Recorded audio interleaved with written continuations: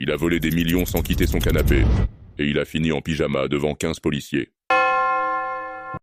Mesdames, messieurs, installez-vous.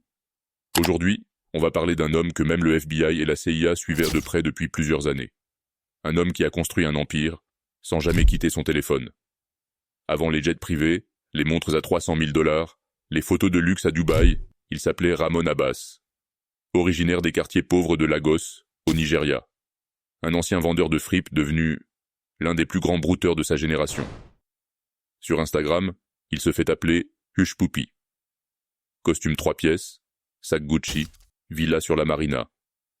Il fait croire qu'il vend de l'immobilier. Mais il ne vend rien. Il vole. Derrière ses photos parfaites, c'est un cerveau du cybercrime.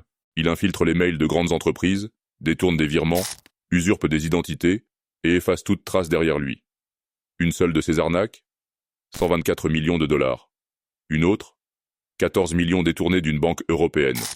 Et la liste continue. Des deals avec des hackers nord-coréens, des complices dans plusieurs pays, des opérations coordonnées sur plusieurs continents. Plus de 800 000 victimes à travers le monde. Les autorités américaines le placent sous surveillance. Interpol le suit. Mais il est à Dubaï. Intouchable. Du moins, c'est ce qu'il croit. Juin 2020. La police de Dubaï lance l'opération Fox Hunt 2. 15 véhicules d'intervention encerclent sa tour. Ils trouvent 13 voitures de luxe, 40 millions en liquide et des preuves de fraude à l'échelle planétaire. Hush Puppy est arrêté, puis extradé aux États-Unis. Jugé pour cyberfraude, blanchiment d'argent et vol massif. Il plaide coupable. Et en novembre 2022, il est condamné à 11 ans de prison.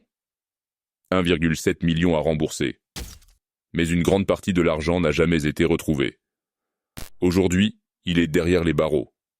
Mais il a laissé derrière lui un modèle, une méthode et une génération d'arnaqueurs, prêts à prendre la relève. Abonne-toi si tu veux d'autres histoires vraies comme celle-là. Parce que la prochaine sera peut-être encore plus folle.